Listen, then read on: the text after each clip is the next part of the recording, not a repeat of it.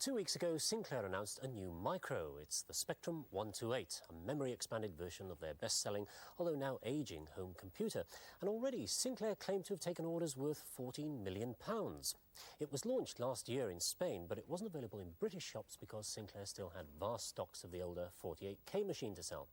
Sinclair say the new Spectrum is aimed at the so-called entertainment market. Well, that's games to you and me. But for some inexplicable reason, there isn't a joystick port to be found on it. Well, presumably Sinclair still have a vast warehouse full of interface 2s. However, they have taken the opportunity of sorting out some of the shortcomings of the earlier machine. For instance, the old dot crawl, which caused a lot of criticism of the picture quality, has now been eliminated. And there's a new 8-pin DIN socket on the back here, providing composite video or RGB output. So now you can use a high-resolution monitor. Well, of course, you can still use a domestic TV if you like this. There's also much better sound, which now comes out of the TV speaker. Well, hardly Kurzweil, but not too bad. It uses a standard 3-channel sound chip, and already the cynics are saying that at last the Spectrum has the sound capabilities of the long-dead Auric. However, it is a big improvement on the inaudible old beep. Now, this program here is called Gladiator from Domark. It's been specially written for the 128, but prospective owners will be worried about compatibility with existing Spectrums, for which there are some 5,000 titles. We spoke to Sinclair Research, who said it was overwhelmingly compatible, but warns that some peaks and pokes may not work.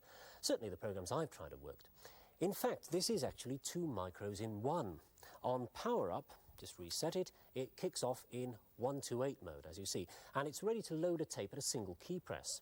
But I can select the 48K mode, quite simply, like so, and there you are. As you now see, it claims to be a vintage 1982 machine.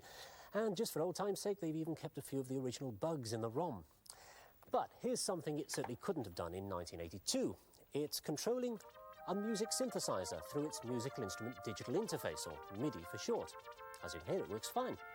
The MIDI socket just here also doubles as an RS-232 port, well, at least according to the label they've got here, and that means in theory you can now drive printers and modems. But, and this is pure Sinclair, this socket conforms to no known MIDI or RS-232 standard, and even though this looks like a regular telephone plug, it isn't.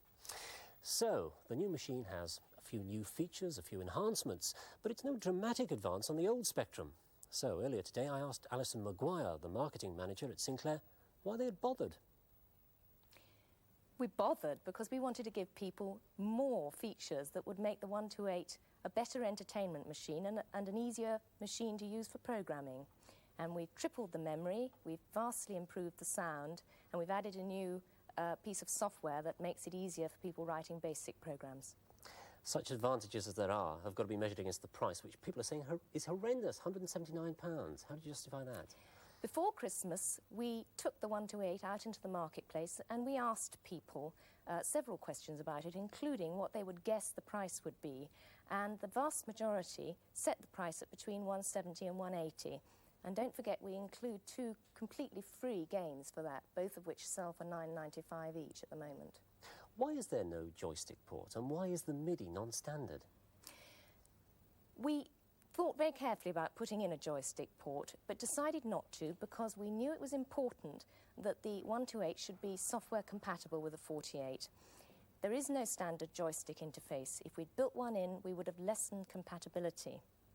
As for the MIDI interface, we have used the same socket as we used on the QL, and it doubles as an RS-232 port.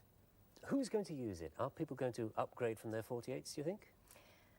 Anyone will use this computer if they want to use a computer for having fun and learning to program. I think people probably will want to upgrade from their 48, but I think most of our customers will be new users of computers, first-time users. Does that mean the 48 is now going to bite the dust? Not at all. We think there's a lot of life left yet in the 48K, and we'll be selling it for a long time to come.